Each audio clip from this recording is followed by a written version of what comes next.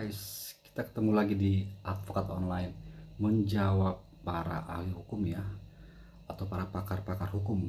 Jadi memang sekarang ini khususnya pada kasus ini banyak ahli hukum yang terlibat ya, banyak para pakar hukum yang terlibat guna penyelesaian perkara ini. Dan tidak lain tidak bukan adalah perkara mengenai kasus ijazah Pak Jokowi ya, yang sepertinya nggak habis-habis ya. Jadi sekarang ini sudah perkaranya sudah pada tahap-tahap akhir ya rasanya ya, sudah pada proses persidangan. Nah ini semakin menarik karena akan semakin banyak yang bisa kita analisa maupun kita berikan pendapat ya, khususnya terkait soal hukum positif yang berlaku di Indonesia.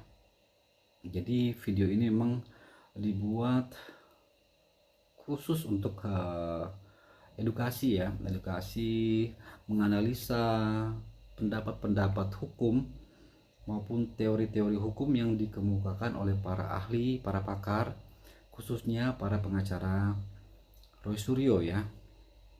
Karena ini kan yang menjadi pihak yang saat ini sedang berperkara adalah, khususnya menjadi terdakwa adalah pihak Roy Suryo dan Dr. Tifa ya. Jadi tentu saja para pengacaranya itu mempunyai banyak teori-teori maupun pendapat-pendapat hukum yang dapat menjadi pembelaan dalam perkara ini. Dan itulah yang Advokat Online ingin coba menganalisa dan membahas ya satu persatu. Kita coba dengarkan. Jadi kesempatan ini ada di acara, kalau nggak salah, Bola Liar ya, di salah satu stasiun TV swasta. Di sini ada pengacara Roy Suryo, ada pengacara Dr. Tifa Al-Katiri, ada pengacara Pak Jokowi juga ada ya, kalau nggak salah Profesor Firman ya, kalau nggak salah ini. Nah kita akan coba dengarkannya. Maka untuk membuktikan fitnah dan pencemaran nama baik, si pelapor harus hadir. Karena fitnah dan pencemaran nama baik itu kan melekat pada harkat dan martabat seseorang. Tidak bisa diwakilkan oleh orang lain. Ya, ini kan bukan delik laporannya, tapi karena kualifikasi deliknya adalah delik aduan absolut, maka seseorang yang melaporkan peristiwa pidana dan kemudian sudah melahirkan beberapa tersangka dan sudah ada 2 terdakwa yang berkasnya sudah dilimpah ke pengadilan, meskipun untuk Mas Roy masih dalam proses pra peradilan, maka secara hukum untuk membuktikan fitnah dan pencemaran nama baik itu, seseorang itu harus didengarkan keterangannya, karena tidak bisa diwakilkan oleh orang lain. Jadi bagaimana kita mau membuktikan pencemaran nama baik dan fitnah kalau yang mendalilkan pencemaran nama baik dan fitnah saja tidak hadir dalam persidangan? Jadi menurut saya pembuktian pidana itu kan adalah pembuktian material. Dan pembuktian material itu pembuktian yang komprehensif, selengkap-lengkapnya. Meskipun keterangan Pak Jokowi ada dalam berita acara pemeriksaan, tapi kan berita acara pemeriksaan itu kan masih keterangan sepihaknya Pak Jokowi. Perlu dilakukan cross examination, perlu di-challenge oleh penuntut umum, oleh hakim, juga oleh kuasa hukum terdakwa, dan termasuk juga terdakwa, sehingga kita mendapatkan fakta yang terang benderang. Apakah ada pencemaran nama baik dan fitnah, ataukah jangan-jangan memang ijazah ini bermasalah atau kita membutuhkan keterangan dari yang... Nah gitu ya. Jadi menurut Bang Abdul Ghaffur Sangaji ini ya, kurang lebihnya ya. Jadi karena memang ini video panjang, jadi kita akan coba potong-potong aja. Kita ambil yang pada intinya saja ya, yang rasanya cukup menarik untuk kita bahas ya, untuk dibahas, untuk dianalisa dan diberikan masukan, pendapat ya, terkait dengan teori-teori yang mereka kemukakan. Nah, menurut Bang Abdul Ghaffur Sangaji ini, bahwa ini menjadi perdebatan ya, apakah Pak Jokowi itu harus hadir nggak sih pada saat sidang? Itu ya kurang lebih ya. Sebab menurut beliau ini bahwa Pak Jokowi itu perlu juga membuktikan ya, menyatakan dalilnya bahwa namanya telah dicemarkan, telah difitnah gitu ya. Sehingga perlu membuktikan seakan-akan fitnahnya di mana, kurang lebih seperti itu ya. Jadi menurut advokat online ya itu ada benarnya, tapi juga tidak sepenuhnya ya, menurut advokat online tidak sepenuhnya benar, yaitu karena menurut advokat online itu Pak Jokowi nggak perlu hadir di sidang, tidak perlu ya, sebab memang ini adalah delik aduan absolut ya menurut mereka. Betul ya, itu adalah delik aduan absolut, artinya seorang itu yang mengadu itu harus si korban sendiri ya, tidak bisa orang lain. Nah itu ya, delik aduan absolut, harus si korban yang mengadu sendiri tentang perkaranya. Nah sehingga menurut mereka ini Pak Jokowi harus hadir untuk mengatakan bahwa ia telah difitnah gitu ya, kemudian sekaligus membuktikan bahwa ia sudah difitnah. Jadi sehingga kurang lebih harus menyediakan data-data bahwa dalam kasus ini adalah ijazahnya ya, ijazahnya adalah asli, kemudian fitnahnya di mana, kan begitu ya, kurang lebih seperti itu. Nah menurut pandangan advokat online itu ada benarnya, namun tidak sepenuhnya benar, karena Pak Jokowi itu adalah sebagai korban ya, sebagai korban tentu saja dalam perkara delik aduan itu akan diminta keterangan ya, diminta keterangan oleh hakim terkait apakah ia memang betul melakukan pengaduan terkait perkara ini, fitnah ya, kemudian fitnahnya di mana gitu, fitnahnya kenapa, kurang lebih seperti itu ya. Jadi hakim yang akan mengklarifikasi. Jadi kehadiran Pak Jokowi itu hanya untuk memberikan keterangan bahwa betul ia telah melakukan pengaduan, kemudian betul bahwa ia telah difitnah. Jadi hakim yang akan memandang apakah itu perlu atau tidak. Jadi tidak mutlak harus hadir, namun menurut advokat online hakim yang akan menentukan jika dianggap perlu untuk hadir, bisa hadir. Nah kenapa demikian? Sebab Pak Jokowi di sini adalah sebagai korban dengan asumsi bahwa ijazahnya itu adalah asli gitu ya, ijazah asli, kemudian melaporkan bahwa ada yang memfitnah, mencemarkan nama baiknya. Dalam melakukan proses laporan itu Pak Jokowi sudah memberikan, pihak Pak Jokowi ya, memberikan bukti-bukti awal bahwa pihak Rosuryo dan Dr. Tifa telah melakukan pencemaran nama baik dan fitnah ya, memberikan bukti-bukti awal kepada penyidik ya, bahwa ini bukti awal bahwa ijazahnya adalah asli, kemudian dikatakan palsu, begitu ya kurang lebih.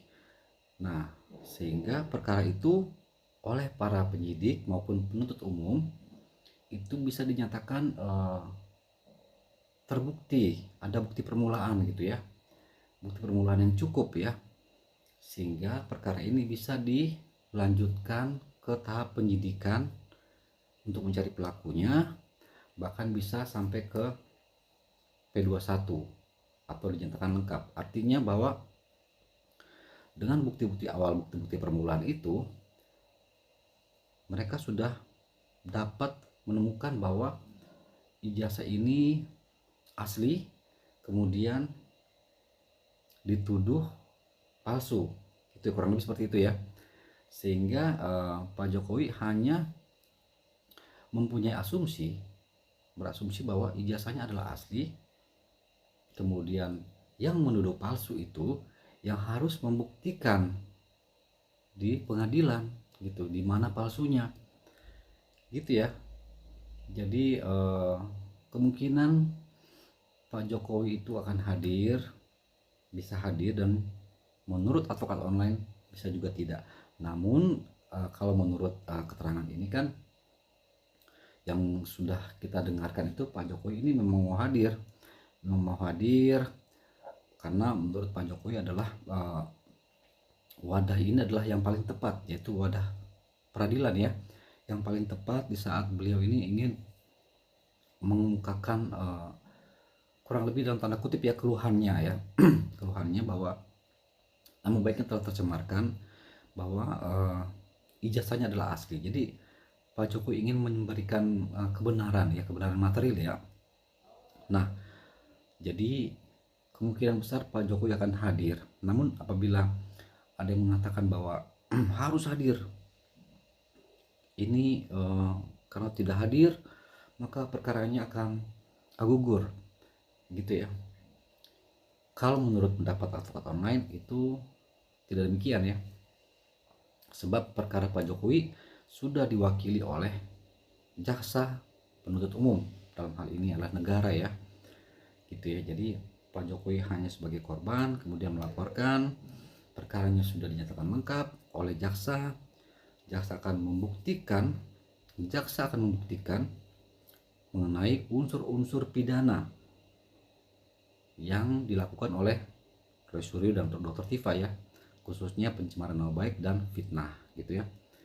Kemudian pihak Roy Suryo dan Dr. Tifa akan membuktikan sebaliknya, bahwa mereka bukan fitnah, tidak memfitnah, mereka tidak mencemarkan nama baik gitu ya. Jadi apabila terbukti bahwa jasa Pak Jokowi memang misalnya adalah palsu, maka mereka akan lolos dari dakwaan fitnah gitu ya. Namun jangan lupa bahwa ada dakwaan lain, yaitu pasal pencemaran nama baik gitu ya. Kalau fitnah itu kan perlu mereka buktikan. Apabila tidak terbukti kebenarannya, itu bunyi pasal itu, maka menjadi fitnah gitu ya. Kalau mereka tidak bisa membuktikan dalil-dalil mereka, maka itu menjadi fitnah. Apabila mereka bisa membuktikan, maka bukan fitnah gitu ya, itu pasal fitnah. Namun kita juga tidak boleh lupa bahwa ada pencemaran nama baik, pasal pencemaran nama baik, yaitu menurut advokat online, pencemaran nama baik itu tidak perlu dibuktikan kebenarannya,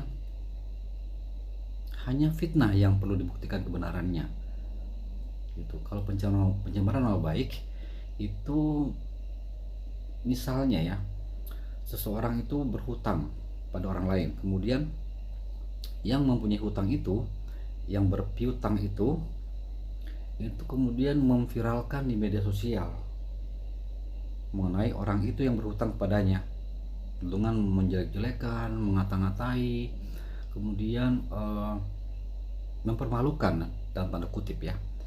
Nah, itu yang dilarang juga diatur ya dalam Undang-Undang ITE gitu ya, bahwa dalam KUHP juga itu diatur mengenai pencemaran nama baik.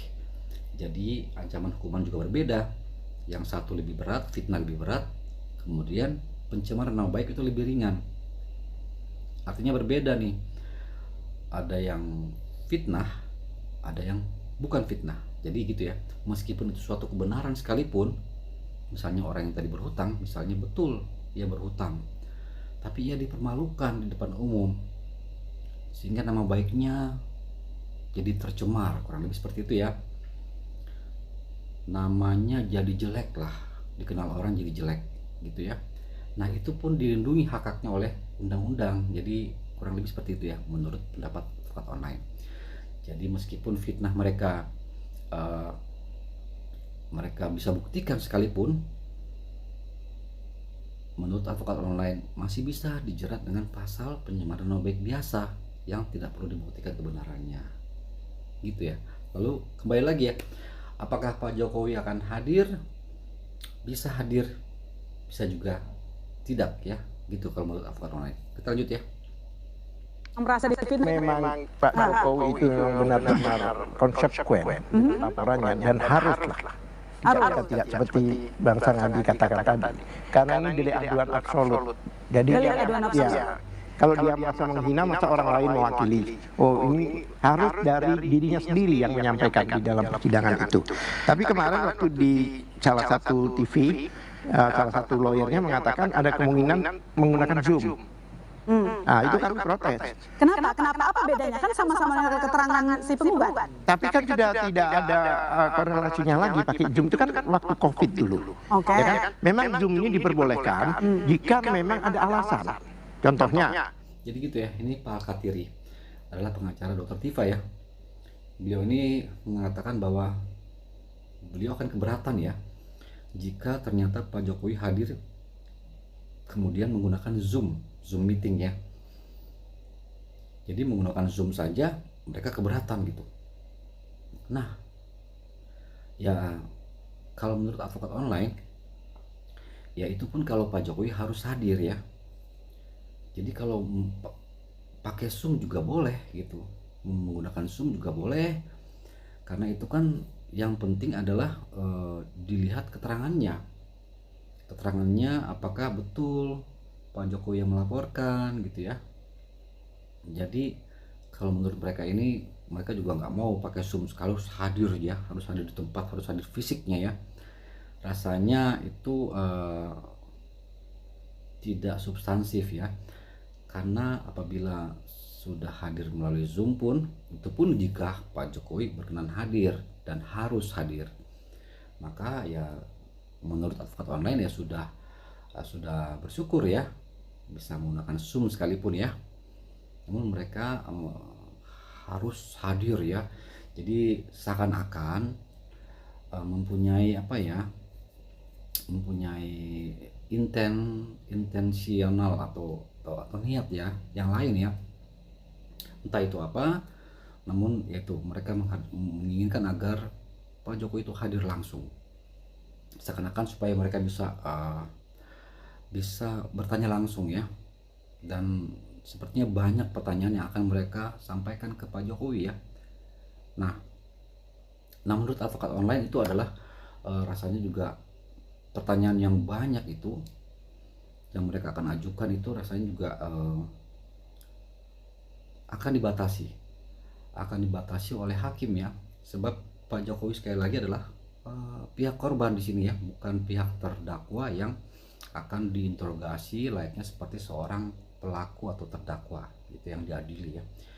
Jadi rasanya sudah cukup melalui Zoom gitu ya, sudah cukup jika diharuskan hadir, sudah bisa juga melalui Zoom. Namun jika Pak Jokowi menginginkan agar hadir sendiri juga itu juga tidak masalah ya gitu. Apalagi ini kan ada perkara yang terpisah antara Roy Suryo dan Dr. Tifa, terpisah terpisah kasusnya ya, jadi split ya, berbeda. Jadi rasanya Pak Jokowi hanya hadir sekali saja sudah cukup ya, karena kan substansinya adalah sama.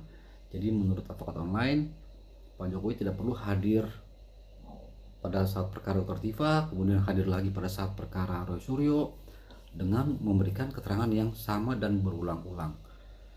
Jadi pada intinya substansinya adalah sama, sehingga rasanya cukup sekali saja ya Pak Jokowi akan hadir gitu ya. Kita lanjut. pada waktu di BAP di kepolisian dia ada di Indonesia. Setelah di persidangan ternyata dia sudah di Australia contohnya. Lah itu bisa ada alasan. Tapi kalau alasannya dia nggak bisa karena dia keliling Indonesia menemani satu partai, ya nggak bisa dong. Ya kan? Tapi bukankah itu tidak mengurangi substansi ya? Kan keterangannya sama, orangnya sama. Ya kita kan harus ditanya. Orang ini benar-benar ditanya dan harus berkomunikasi secara fisik, saya tidak lupa, ya kan? satu hal lagi, untuk kami dengan banyaknya bukti itu adalah sesuatu yang menyenangkan buat kami. Jadi kami punya bahan untuk challenge. Dan siapa yang bawa barang bukti itu kami akan adili di situ. Karena yang namanya barang bukti Gitu ya. Jadi menurut mereka ini Pak Alkatiri ya, bahwa kan banyak barang bukti ya, banyak bukti, ada sekitar ratusan ya, bukti surat dan segala dan sebagainya ya. Jadi menurut Pak Alkatiri ini, dengan banyaknya bukti-bukti itu kan semakin menjadi menarik buat mereka ya. Jadi mereka bisa men-challenge ya, akan mereka bahkan Pak Alkatiri menggunakan diksi yang mengadili ya, mengadili. Jadi mengadili para saksi atau bukti ya, atau Pak Jokowi ya. Jadi nah ini yang menurut advokat online adalah rasanya kurang tepat ya, jika mengadili Pak Jokowi atau saksi ya. Jadi sebab yang diadili sekarang ini adalah Dr. Tifa dan Roy Suryo, bukan Pak Jokowi ataupun para saksi-saksi tersebut ya. Jadi karena Pak Jokowi itu sudah menunjukkan di awal gitu ya, bahwa kemudian surat-surat itu, bukti-bukti yang sekian banyak itu, kemudian saksi-saksi itu juga rasanya tidak akan diperiksa semua saat itu juga gitu, karena itu kan yang dibutuhkan dalam suatu perkara pidana ini hanya dua alat bukti sebetulnya. Surat, misalnya sudah ada beberapa surat, kemudian saksi sudah ada ya, yang menyatakan bahwa itu adalah asli, misalnya dari pihak UGM ya, sudah mengatakan itu asli. Nah itu menjadi pertimbangan, itu menjadi alat bukti, itu sudah dibuktikan oleh pihak awal, pihak Jokowi dan jaksa ya, bahwa dari bukti-bukti itu, bukti permulaan itu yaitu pihak UGM dan pihak saksi-saksi Pak Jokowi ya, teman-teman kuliahnya, kemudian bukti-bukti surat. Jadi sudah ada bukti permulaan yang cukup. Jadi Pak Jokowi sudah membuktikan, pihak Pak Jokowi sudah membuktikan bahwa ijazahnya adalah asli gitu ya.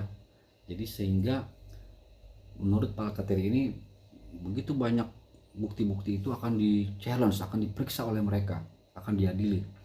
Rasanya tidak demikian ya, nanti akan dibatasi oleh hakim, akan dibatasi oleh, karena kan begitu banyak saksi, ratusan ya saksi, kalau nggak salah ya, bukti ratusan, kan rasanya tidak mungkin ya satu persatu diperiksa. Saksi yang akan dihadirkan adalah mungkin cuman 2-3 gitu ya, yang akan dihadirkan oleh jaksa, dan mereka para terdakwa akan menghadirkan saksi-saksi yang meringankan mereka. Itu yang mereka akan coba gali untuk supaya bisa meringankan mereka ya, itu saksi ade charge ya. Itu yang akan membantu mereka bisa meringankan perkara mereka. Namun saksi-saksi yang sekian banyak itu kemungkinan akan hadir cuman sedikit ya. Bukti-bukti juga dari ratusan itu juga akan dibatasi. Itu menurut advokat online ya. Kita lanjut. bukti itu kan harus barang bukti tindak pidana. Apakah itu merupakan hasil tindak pidana semuanya itu? Contohnya, kalau ada orang membunuh pakai pisau, ya pisau ini barang buktinya. Bukan pisau dapur dikumpulkan, pisau di pasar dikumpulkan, tidak. Ini bukan koleksi. Benar nggak itu? Seperti yang tadi dikatakan itu. Yang kedua, lah sekarang masalah jaksa kenapa tidak menang? Biasanya itu ditahan. Saya memahami seperti yang dikatakan oleh JPU pada waktu memberikan keterangan. Satu, isu ini sudah isu nasional. Dia nggak mau dibully kayak polisi melanjutkan. Gitu loh. Selama ini kan dibully. Satu, isu nasional. Kedua, dia yakin bahwa jika ini persidangan akan melebihi masa tahanan dan akan bebas lagi. Makanya dia ambil jalan tengah. Saya nggak sepakat. Gitu ya. Jadi menurut Pak Alkatiri ini, jaksa itu tidak menahan ya, bukan penangguhan penahanan, tapi tidak menahan. Nah, kalau menurut advokat online rasanya kurang tepat juga ya, karena sebetulnya jaksa itu sudah menahan, kemudian memberikan penangguhan penahanan kepada mereka, gitu ya. Jadi bukan jaksa tidak menahan, tapi jaksa memberikan penangguhan penahanan. Itu dibuktikan dengan mereka memberikan surat permohonan penangguhan penahanan, gitu ya. Artinya sudah ditahan, kemudian mereka memberikan surat permohonan penangguhan penahanan agar tidak ditahan, gitu ya. Jadi kalau tidak ditahan, untuk apa mereka memberikan surat permohonan penangguhan penahanan, kan begitu ya logikanya ya. Jadi karena sudah ditahan, maka mereka memberikan surat penangguhan penahanan. Jadi konteks dari jaksa mengatakan bahwa tidak kami tahan adalah konteksnya adalah karena ditangguhkan, sehingga ya tidak ditahan, gitu ya. Gitu. Lalu kemudian Pak Ketiri juga mengatakan bahwa jaksa ini memandang bahwa nanti akan panjang prosesnya, sehingga apabila ditahan itu kemudian akan melewati batas waktu penahanan ya, sehingga harus akan dikeluarkan dari tahanan dulu jika melewati batas waktu penahanan ya. Kalau nggak salah itu total dari kejaksaan itu sekitar ya kurang lebih 100 harian ya. Nah rasanya itu pun betul ya, betul. Jaksa juga memperhatikan itu, memang betul memperhatikan itu, sehingga akan memberikan waktu kepada jaksa. Jadi jaksa tidak jadi kejar-kejar deadline ya. Nah betul. Namun perkara tidak ditahan itu adalah karena jaksa mengabulkan permohonan penangguhan penahanan mereka. Itu ya menurut advokat online. Kita lanjut ya. Silakan. Silakan. Tapi ini yang dikatakan jaksa itu. Bahkan global. Ada kemarin ada CNN. Karena saya lawyernya. Lah, ini bisa 3 tahun loh, Prof. Bisa 4 tahun. Tidak, saya beritahu 150. Dia punya 135 saksi katanya. Ditambahi ahli. Kalau satu hak Mas Roy, benar mereka sebagai terdakwa. Tetapi sidang ini tidak bisa dilepaskan dari Pak Jokowi. Artinya sidang ini tidak bisa berdiri sendiri. Karena ada LP Pak Jokowi lah kemudian melahirkan status penetapan tersangka. Dari status penetapan tersangka itu dilakukan tahap 1 pengiriman berkas perkara. Kemudian setelah itu jaksa meneliti, dinyatakan P21, kemudian limpah ke pengadilan. Jadi perkara ini ya andilnya Pak Jokowi besar. Kalau Pak Jokowi tidak membuka LP, tidak akan ada 2 warga negara yang duduk sebagai terdakwa dalam persidangan di Jakarta Timur. Dan hari ini Mas Roy Itu jadi gitu ya. Menurut Bang Abdul Ghaffur Sangaji ini, karena Pak Jokowi yang melakukan laporan kepada Pak Roy Suryo, sehingga perkara ini ada sekurang lebih seperti itu ya. Namun menurut advokat online bahwa sebetulnya kalau Pak Jokowi itu kan melaporkan karena ada yang melakukan fitnah menurut Pak Jokowi ya, sehingga Pak Jokowi itu melaporkan. Sebab kalau tidak ada fitnah, tidak ada pencemaran nama baik juga nggak mungkin juga ya dilaporkan ya oleh Pak Jokowi ya. Nah jadi menurut Bang Abdul Ghaffur Sangaji ini, karena Pak Jokowi yang melaporkan, maka seakan-akan Pak Jokowi yang harus membuktikan gitu ya, kurang lebih seperti itu ya.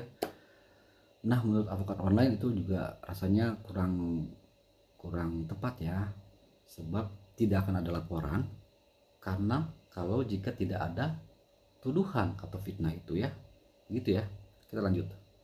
challenge penetapan tersangka nanti kemudian dalam pra peradilan yang baru ya, terkait dengan apa yang dilakukan oleh Pak Jokowi. Jadi gini, kalau kita bicara pembuktian pidana, ya di sini ada mantan hakim tinggi ya, yang pasti punya pengalaman. Bahkan yang saya tahu Pak Binsar salah satu hakim yang memutus menjadi ketua salah satu anggota majelis hakim pada saat perkaranya Jessica Kumala Wongso ya. Itu salah satu perkara pidana yang cukup fenomenal ya.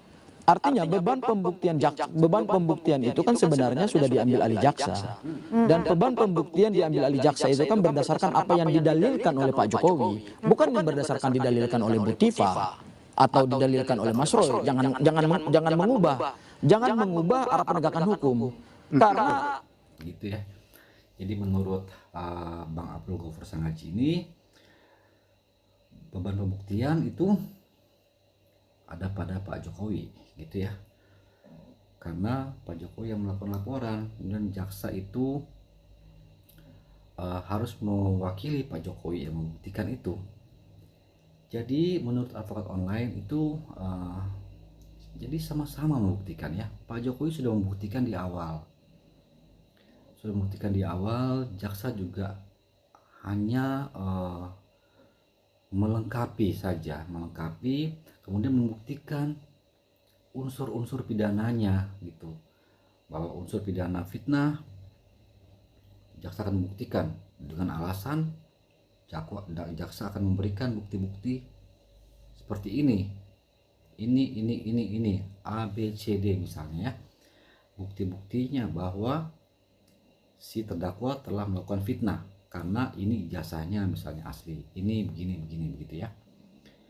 Nah jadi memang pembuktian juga ada pada jaksa, tapi pembuktian itu hanya bersifat unsur-unsur pidananya gitu, sebab asumsi bahwa ijazah itu asli dan para terdakwa yang menuduhkan itu palsu, kemudian para terdakwa akan membuktikan bahwa itu bukan fitnah dan mereka tidak mencemarkan nama baik.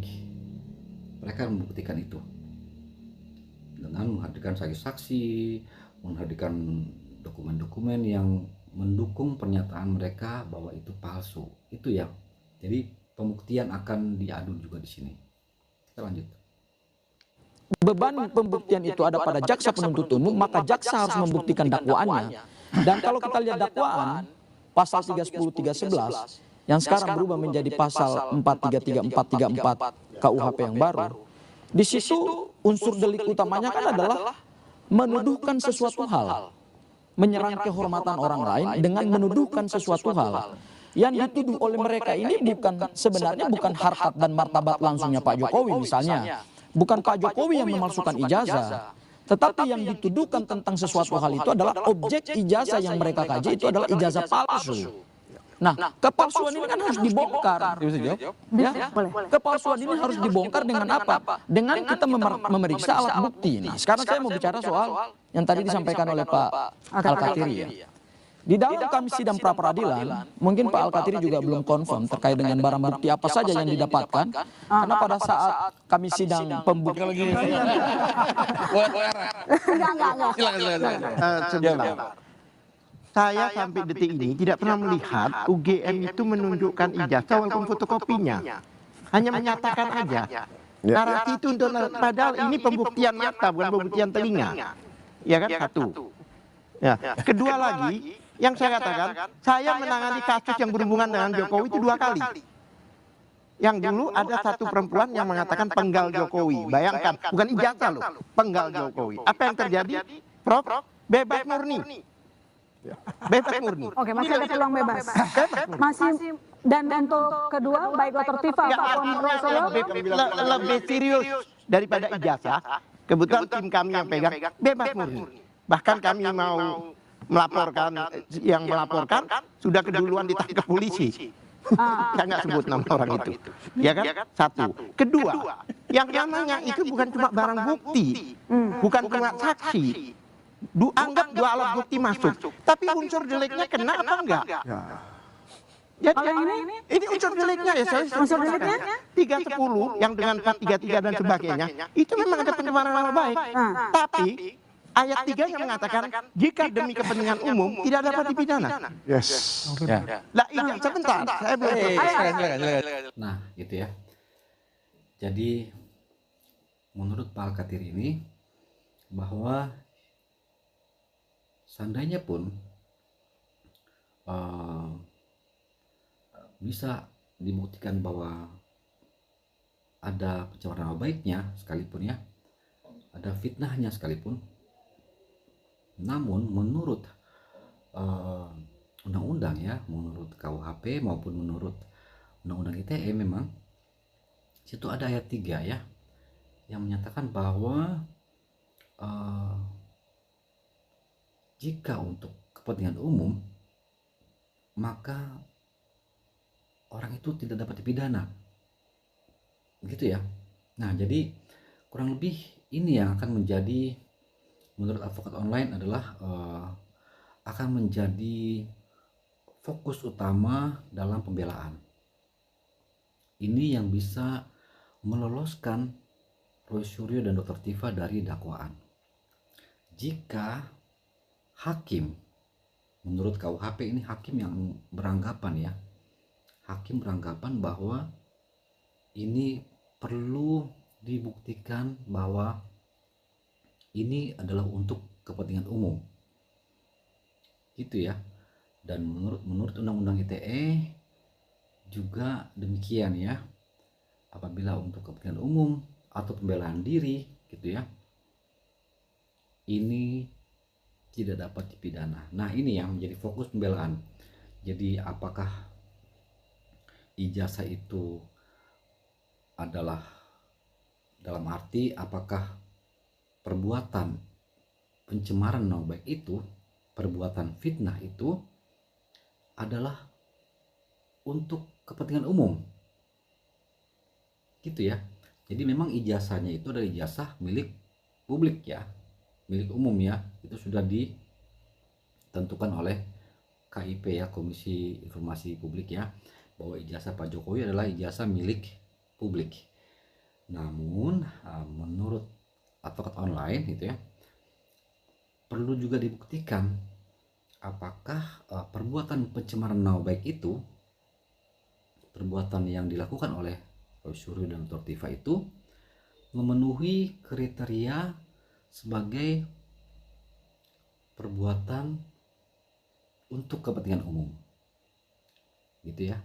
Artinya apakah ada korelasi langsung antara ijazah Pak Jokowi itu untuk demi kepentingan umum, ada hubungan langsung antara ijazah asli atau palsu itu dengan kemaslahatan, misalnya kemaslahatan umum ya, gitu.